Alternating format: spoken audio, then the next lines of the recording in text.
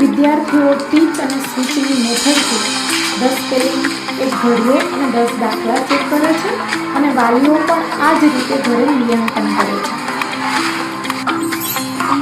ભાગાકાર અને સ્પેલિંગની ટેસ્ટ ચાલુ છે. વિદ્યાર્થીઓ ઘરેથી જ ઉચ્ચાર લખીને આવે છે જેથી તેઓ ઇંગ્લિશની ટેસ્ટ ઝડપથી ભરી શકે, ઇંગ્લિશમાં અક્ષર સારા થાય તેમજ સાચી રીતે લખી શકે તે માટે 4 લાઇન બુકનો ઉપયોગ કરીએ છીએ. તમે જોઈ શકો છો વિદ્યાર્થીઓ સારા અક્ષરે લખી રહ્યા છે, ટેસ્ટ ભરી રહ્યા છે. સાથે વિષય અંતર્ગત પુનરાવર્તન માટે વિદ્યાર્થીઓ દ્વારા જ સ્માર્ટ ટૂલનો ઉપયોગ થાય છે.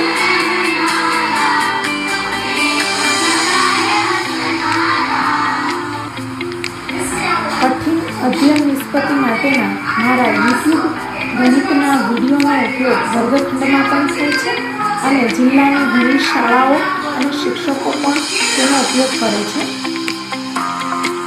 અહીં વિદ્યાર્થીઓ દ્વારા દાખલા ચેક થઈ રહ્યા છે. ચોકડીની જગ્યાએ ટપકું મૂકવામાં આવે છે.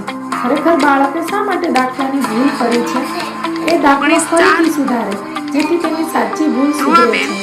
95% વિદ્યાર્થીઓ 1 થી 10 ઘડિયા કંઠસ્થ કર્યા છે. 70% વિદ્યાર્થીઓ અંગ્રેજી કડકડાટ વાંચે છે.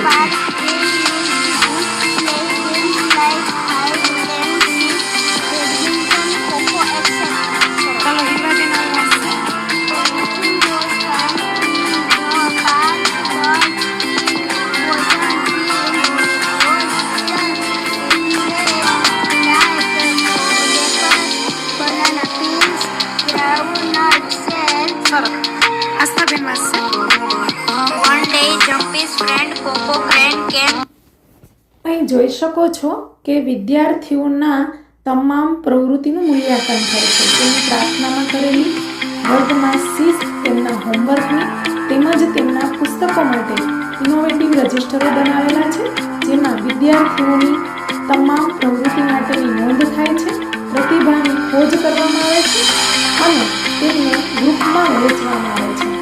વર્ષની શરૂઆતમાં જ રમતોત્સવનું આયોજન થાય છે. વિદ્યાર્થી કઈ એથ્લેટિક્સ ગેમ્સમાં આગળ છે તે પ્રમાણે તેને આખું વર્ષ માટે શિક્ષકનું માર્ગદર્શન અને પ્રેક્ટિસ કરાવવામાં આવે છે. હાલ અમારી શાળાની લાંબી કૂદ અને ઊંચી કૂદમાં વિદ્યાર્થીઓ રાજ્ય કક્ષા સુધી પહોંચી છે અને શાળામાંથી દર વર્ષે 4 થી 5 વિદ્યાર્થીઓ DLSSમાં પસંદગી થાય છે. દરેક ઉત્સવમાં શિક્ષણ મંત્રી શ્રીની પ્રેરક ઉપસ્થિતિ રહી તેમજ અમારી શાળાની શૈક્ષણિક સિદ્ધિ માટે અભિનંદન પાઠવ્યું. શાળામાં ભવ્ય કાર્યક્રમોની ઉજવણી થાય છે. શાળામાં થતા વર્ષ દરમિયાનના કાર્યક્રમો, લાઈફ સ્કિલ મેળો, બાળ મેળો, શિક્ષક દિન, નવરાત્રિ જેવા તમામ કાર્યક્રમોમાં વિદ્યાર્થીઓની પ્રતિભાને ખોજવામાં આવે છે અને તે પ્રતિભા પ્રમાણે તેમને વિભાગ વાઇઝ વહેંચણી કરવામાં આવે છે અને તેમને પણ વર્ષ દરમિયાન શિક્ષક દ્વારા યોગ્ય માર્ગદર્શન આપી હાલ કલા મહાકુંભમાં અમારી વિદ્યાર્થીનીઓ તાલુકા, જિલ્લામાં જ નહીં પણ ઝોન કક્ષા સુધી પહોંચી છે. તેમની પ્રતિભાને પણ વાલીઓ દ્વારા પ્રોત્સાહિત કરવામાં આવે છે અને વાલીઓને શિક્ષણમાં જોડવામાં આવ્યો છે.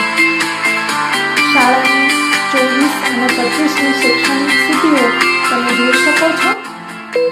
હાલ અમારી શાળા વર્ષ 2025માં તાલુકામાં પ્રથમ અને જિલ્લાના 6થા ક્રમે પહોંચી છે. વર્ષ 2020માં રાજ્યના શ્રેષ્ઠ શિક્ષકના એવોર્ડથી મને સન્માન મળ્યું છે. તેમજ મારી YouTube ચેનલ અને FB પેજ કાર્યરત છે જેમાં 4 લાખથી પણ વધારે વ્યુઅર્સ છે. આપ સર્વેનો ફરીથી ખૂબ ખૂબ ધન્યવાદ.